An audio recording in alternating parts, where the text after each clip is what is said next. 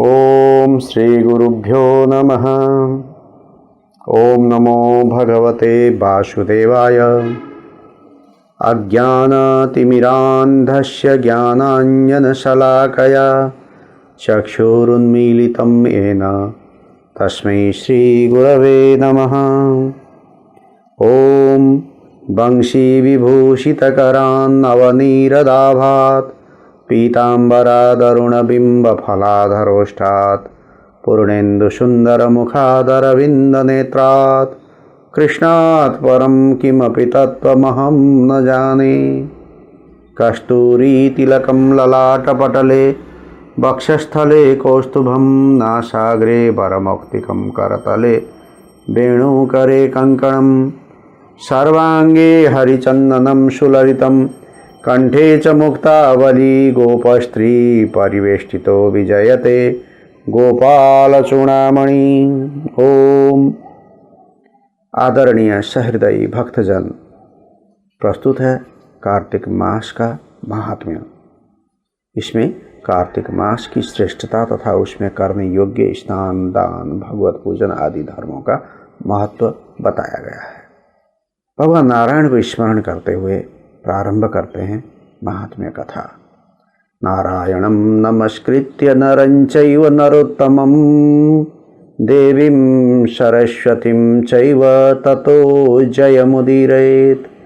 भगवान नारायण नरश्रेष्ठ नर तथा सरस्वती देवी को नमस्कार करके जय स्वरूप इतिहास पुराण का पाठ करना चाहिए। ऋषि बोले, शुद्ध जी, हम लोग कार्तिक मास का महात्म्य सुनना चाहते हैं। शुद्ध जी बोले, ऋषियों, तुमने मुझसे जो प्रश्न किया है उसी को ब्रह्मपुत्र नारद जी ने जगत गुरु ब्रह्मा से इस प्रकार पूछा था। हे पितामह, मासों में सर्वश्रेष्ठ, सबसे श्रेष्ठ मास, देवताओं में सर्वोत्तम देवता और तीर्थों में विशिष्ट तीर्थ कौन है, यह बताइए। तब ब्रह्मा जी बोले, मासों में कार्तिक, देवताओं में भगवान विष्णु और तीर्थों में नारायण तीर्थ यानी बद्रिकाश्रम धाम श्रेष्ठ हैं। ये तीनों कलियुग में अत्यंत दुर्लभ हैं। इतना कहकर ब्रह्मा जी ने भगवान राधा कृष्ण का स्मरण किया और पुनः नारद जी से कहा, बेटा, तुमने समस्त लोगों का उद्धार करने के लिए यह बहुत अच्छा प्रश्न किया। मैं कार्तिक का महात्म्य कहता हूँ। कार्तिक मास भगवान विष्णु को सदा ही प्रिय है। कार्तिक में भगवान विष्णु के उद्देश्य से जो कुछ पुण्य किया जाता है उसका नाश मैं नहीं देखता। नारद, यह मनुष्य योनि दुर्लभ है। इसे पाकर मनुष्य अपने को इस प्रकार रखे कि उसे पुनः नीचे ना गिरना पड़े। कार्तिक सब मासों में उत्तम है। यह पुण्यमय वस्तुओं में सबसे अधिक पुण्यतम और पावन पदार्थों में सबसे अधिक पावन है। इस महीने में 33 देवता मनुष्य के सन्निकट हो जाते हैं और इसमें किए हुए स्नान, दान, भोजन, व्रत, तिल, धेनु, सुवर्ण, रजत, भूमि, वस्त्र आदि के दोनों का विधिपूर्वक ग्रहण करते हैं। कार्तिक में जो कुछ दिया जाता है, जो भी तप किया जाता है, उसे सर्वशक्तिमान भगवान विष्णु ने अक्षय फल देने वाला बतलाया है। भगवान विष्णु के उद्देश्य से मनुष्य कार्तिक में जो कुछ दान देता है उसे वह अक्षय रूप में प्राप्त करता है। उस समय अन्नदान का महत्व अधिक है। उससे पापों का सर्वथा नाश हो जाता है।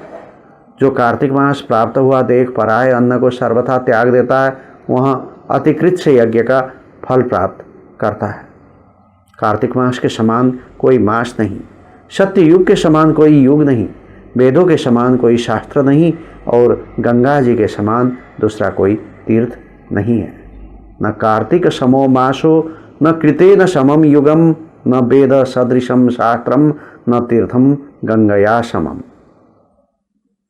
इसी प्रकार अन्नदान के सदृश दूसरा कोई दान नहीं है। दान करने वाले पुरुषों के लिए न्यायोपार्जित द्रव्य के दान का शुभ अवसर दुर्लभ है। उसका भी तीर्थ में दान किया जाना तो और भी दुर्लभ है।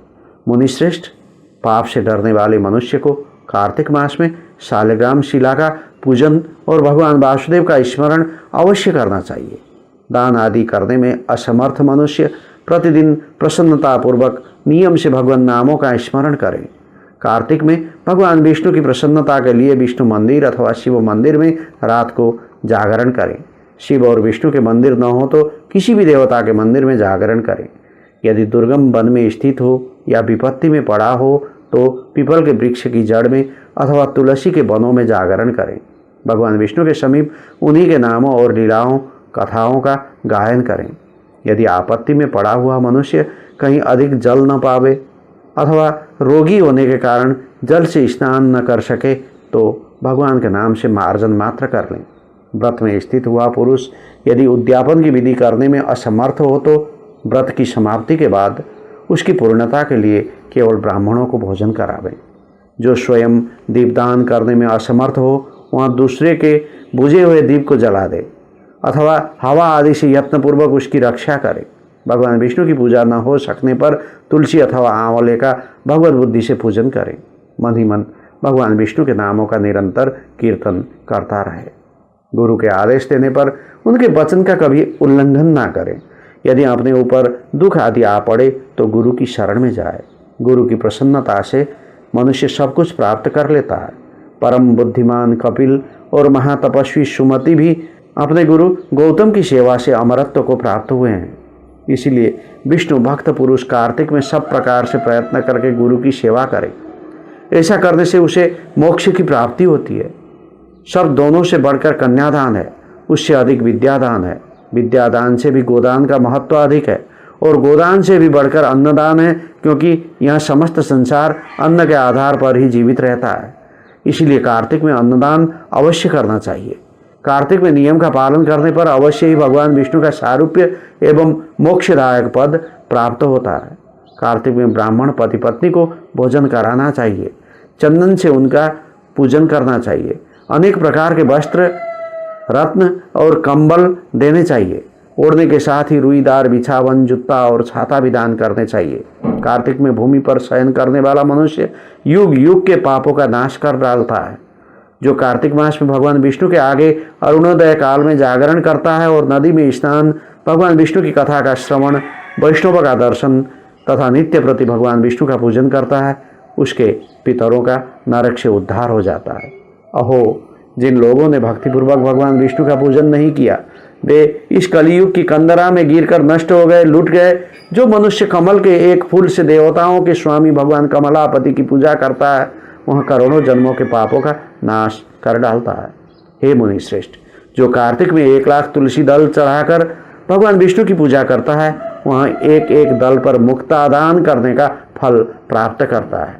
जो भगवान के श्री अंगों से उतारी हुई प्रसाद स्वरूपा तुलसी को मुख में, मस्तक पर और शरीर में धारण करता है तथा भगवान के निर्माल्यों से अपने अंगों का मार्जन करता है वह मनुष्य संपूर्ण रोगों और पापों से मुक्त हो जाता है। भगवत पूजन संबंधी प्रसाद स्वरूप शंख का जल, भगवान की भक्ति, निर्माल्य पुष्प आदि चरणोदक, चंदन और धूप ब्रह्म हत्या का नाश करने वाले हैं। नारद, कार्तिक मास में प्रातः काल स्नान करें और प्रतिदिन अपने शक्ति के अनुसार ब्राह्मणों को अन्नदान दें, क्योंकि सब दानों में अन्नदान ही सबसे बढ़कर है। अन्न से ही मनुष्य जन्म लेता और अन्न से ही बढ़ता है। अन्न को समस्त प्राणियों का प्राण माना गया है। अन्नदान करने वाला पुरुष संसार में सब कुछ देने वाला और संपूर्ण यज्ञों का अनुष्ठान करने वाला है। पूर्व काल में सत्यकेतु ब्राह्मण ने केवल अन्नदान से सब पुण्यों का फल पाकर परम दुर्लभ मोक्ष को भी प्राप्त कर लिया था। कार्तिक मास में अनेक प्रकार के दान देकर भी यदि मनुष्य भगवान का चिंतन नहीं करता तो वे दान उसे कभी पवित्र नहीं करते। भगवान नाम स्मरण की महिमा वर्णन मैं भी नहीं कर सकता। गोविंद गोविंद हरे मुरारे, गोविंद गोविंद मुकुंद कृष्ण, गोविंद गोविंद रथांग पाणे, गोविंद दामोदर माधवेति, इस प्रकार प्रतिदिन कीर्तन करें। नित्य प्रति भागवत के आधे श्लोक या चौथाई श्लोक का भी कार्तिक में श्रद्धा और भक्ति के साथ अवश्य पाठ करें। जिन्होंने भागवत पुराण का श्रवण नहीं किया, पुराण पुरुष भगवान नारायण की आराधना नहीं की और ब्राह्मणों की मुख रूपी अग्नि में अन्न की आहुति नहीं दी, उन मनुष्यों का जन्म व्यर्थ ही गया। देवर्षि, जो मनुष्य कार्तिक मास में प्रतिदिन गीता का पाठ करता है उसके पुण्य फल का वर्णन करने की शक्ति मुझ में नहीं है। गीता के समान कोई शास्त्र न तो हुआ है और न होगा। एकमात्र गीता ही सदा सब पापों को हरने वाली और मोक्ष देने वाली है। कार्तिके मासी विप्रेन्द्र यस्तु गीताम पठेन्नर तस्य पुण्य फलम वक्तुम मम शक्तिर्न विद्यते गीतायास्तु समम शास्त्रम न भूतम न भविष्यति सर्वपापहरा नित्यम गीतिका मोक्षदायिनी। गीता के एक अध्याय का पाठ करने से मनुष्य घोर नरक से मुक्त हो जाते हैं। जैसे जड़ ब्राह्मण मुक्त हो गया था, 7 समुद्रों तक की पृथ्वी का दान करने से जो फल प्राप्त होता है, सालग्राम शिला के दान करने से मनुष्य उसी फल को पा लेता है। अतः कार्तिक मास में स्नान तथा दान पूर्वक सालग्राम शिला का दान अवश्य करना चाहिए। आदरणीय भक्तजन, अभी आप कार्तिक मास का महात्म्य सुन रहे थे।